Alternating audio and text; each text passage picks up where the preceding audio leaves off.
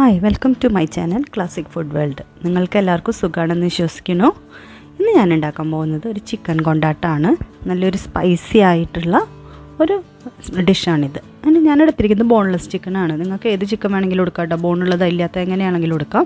അതിന് ഇനി മസാലയ്ക്ക് വേണ്ടിയിട്ട് ഇഞ്ചി വെളുത്തുള്ളി പേസ്റ്റ് എടുത്തിട്ടുണ്ട്, മുളക് പൊടി എടുത്തിട്ടുണ്ട്, കുരുമുളക് പൊടി, മഞ്ഞൾപ്പൊടി, ഉപ്പ്, ഗരം മസാലപ്പൊടി, പിന്നെ കുറച്ച് നാരങ്ങ നീര് എടുത്തിട്ടുണ്ട്, അല്ലെങ്കിൽ വിനാഗിരി ഏതാണെന്ന് വെച്ചാൽ എടുക്കാം കേട്ടോ. അതും കൂടി എടുത്തിട്ടുണ്ട്. ഇതെല്ലാം കൂടിയിട്ട് നന്നായി മിക്സ് ചെയ്തെടുക്കുക. അതിൽ ആവശ്യത്തിന് മൈദ അല്ലെങ്കിൽ കോൺഫ്ലവറോ അരിപ്പൊടിയോ ഏതാണെന്ന് വെച്ച് കഴിഞ്ഞാൽ ഒരു ബൈൻഡിങ്ങിന് വേണ്ടിയിട്ടുള്ളതും കൂടി ചേർത്ത് കൊടുക്കുക. ആവശ്യത്തിന് വെള്ളം ഒഴിച്ചിട്ട് വേണം കലക്കിയാൽ മതി. എന്നിട്ട് ഇതിൽ ഈ ചിക്കനിൽ ഇത് നന്നായിട്ട് പരട്ടി വയ്ക്കണം. ഈ കാശ്മീരി മുളക് പൊടിയാണ് ഞാൻ എടുത്തിരിക്കുന്നത്. അതുപോലെ തന്നെ നല്ല എരിവുള്ള മുളക് പൊടി എടുത്തിട്ടുണ്ട്, രണ്ടും കൂടി എടുത്തത്. കാശ്മീരി മുളക് പൊടി കളറിന് വേണ്ടിയിട്ടാണ് ചേർത്തത്, കളർ ചേർക്കുന്നതിന് പകരം. ഇത് പിന്നെ എരിവുള്ളതല്ല, അപ്പോൾ പിന്നെ രണ്ട് മുളകും കൂടി ആകുമ്പോൾ അത്യാവശ്യം എരിവ് വരും. എന്നിട്ട് ഇനി നല്ല പോലെ അതിനെ പരട്ടി ഒരു 1-2 മണിക്കൂർ വയ്ക്കുക, അതിൽ മസാല പിടിക്കാൻ വേണ്ടിയിട്ട്. പിന്നെ ഞാൻ ഇതിലേക്ക് വറ്റൽമുളക് കൊടുത്തിട്ടുണ്ട്, കൊണ്ടാട്ട മുളക് കൊടുത്തിട്ടുണ്ട്. അതൊന്ന് ഫ്രൈ ചെയ്തെടുത്തു. നിങ്ങൾ ഏതെങ്കിലും ഒന്നെടുത്താലും മതി, വറ്റൽമുളക് അല്ലെങ്കിൽ കൊണ്ടാട്ട മുളക് ഏതെങ്കിലും എടുത്താലും മതി കേട്ടോ.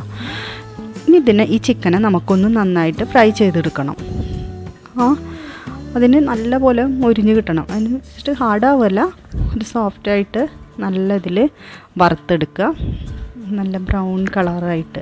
നമ്മൾ ഈ കളറൊക്കെ ചേർത്താൽ കുറച്ചും കൂടി കളറുണ്ടാവും. ഞാൻ പിന്നെ കാശ്മീരി മുളക് പൊടി ചേർത്ത കാരണം തന്നെ ചിക്കന് ഒരുവിധം നല്ല കളറുണ്ടായിരുന്നു കേട്ടോ.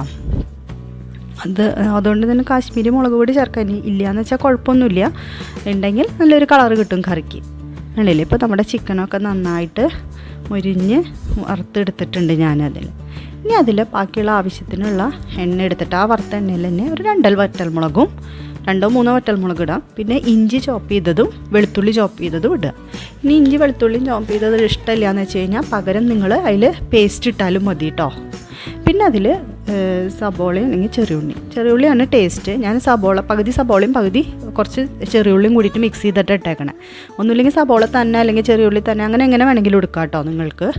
പിന്നെ ഇട്ടത് കരിവേപ്പിൻ്റെ ഇല ഇട്ടിട്ടുണ്ട്, പച്ചമുളകും ഇട്ടിട്ടുണ്ട്.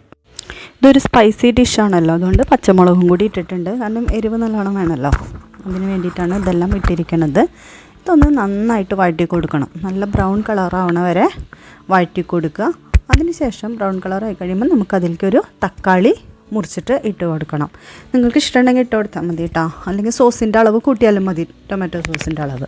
ഞാനൊരു തക്കാളി ഇട്ട് കൊടുത്തിട്ടുണ്ട്. ഇത് ഭയങ്കര പേസ്റ്റ് പോലെ ഒന്നും ആക്കിയിട്ടില്ല, ഒരുവിധം എന്നാലും നന്നായിട്ട് വഴറ്റിയിട്ടുണ്ടായിരുന്നു കേട്ടോ.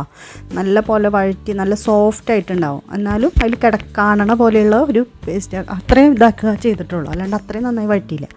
ഇനി ഇതിൽ സോസ് ഒഴിച്ചു കൊടുക്കുക. ഇതിൽ സോയാ സോസ് ഒഴിച്ചു കൊടുത്തിട്ടുണ്ട്, അതുപോലെ ചില്ലി സോസ്. ഞാൻ റെഡ് ചില്ലി സോസാണ് എടുത്തിരിക്കുന്നത്, നല്ലൊരു കളർ കിട്ടാൻ വേണ്ടിയിട്ട് റെഡ് ചില്ലി സോസ്. പിന്നെ അതുപോലെ തന്നെ ടൊമാറ്റോ സോസും ചേർത്ത് കൊടുത്തിട്ടുണ്ട് അല്ലേ. പിന്നെ ഇത്തിരി കുരുമുളക് പൊടിയും പിന്നെ ഒരു നുള്ള് പഞ്ചസാരയും കൂടി ഇട്ട് കൊടുത്തിട്ടുണ്ടായിരുന്നു കേട്ടോ, അത് വന്നില്ല അതിൽ. പിന്നെ നമ്മൾ ആ വറുത്ത് പൊടിച്ച് വെച്ചിരിക്കുന്ന വറ്റൽമുളകും കൊണ്ടാട്ടമുളകും കൂടി ചേർത്ത് കൊടുത്തു. നിങ്ങൾക്ക് സ്പൈസിൻ്റെ അളവൊക്കെ കുറയ്ക്കും കൂട്ടുകയൊക്കെ ചെയ്യാം കേട്ടോ. ഞാനിത് എൻ്റെ ഒരു ടേസ്റ്റിനനുസരിച്ചിട്ടാണ് പറഞ്ഞത്. ഇതിനൊന്ന് നന്നായിട്ട് മിക്സ് ചെയ്ത് കൊടുക്കുക. വല്ലാണ്ട് വഴറ്റൊന്നും വേണ്ട, എല്ലാം കൂടെ ഒന്ന് ജസ്റ്റ് ഒന്ന് മിക്സ് ആവുക വേണ്ടോ. അത് കഴിഞ്ഞിട്ട് നമ്മൾ ആ വറുത്ത് വെച്ചിരിക്കുന്ന ചിക്കൻ ഇട്ട് കൊടുക്കുക. നിങ്ങൾ വറ്റൽമുളക് പച്ചയാണ് ഇട്ട് കൊടുക്കണേന്ന് വെച്ചാൽ ഒന്ന് നന്നായി വഴറ്റി കൊടുത്തോളൂ കേട്ടോ. ഞാൻ വറുത്തിടണ കാരണമാണ് അധികം വഴറ്റാണ്ടിരുന്നത്.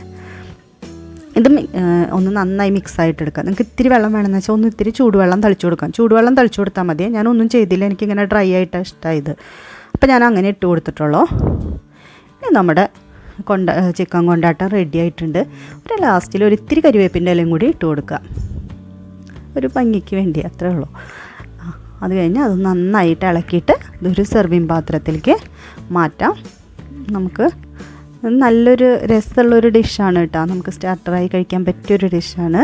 നിങ്ങൾക്കിത് ഇഷ്ടമെങ്കിൽ ഒന്ന് ലൈക്ക് ചെയ്യുക, ഷെയർ ചെയ്യുക, സബ്സ്ക്രൈബും ചെയ്യുക. സബ്സ്ക്രൈബ് ചെയ്യുമ്പോൾ ഓൾ എന്ന ബട്ടൺ അമർത്താൻ മറക്കരുതേ, എന്നാൽ മാത്രമേ ഞാനിടുന്ന വീഡിയോസിൻ്റെ നോട്ടിഫിക്കേഷൻ കിട്ടുള്ളൂ. ഇനി ഒരു പുതിയ വീഡിയോ ആയിട്ട് നമുക്ക് പിന്നെ കാണാം.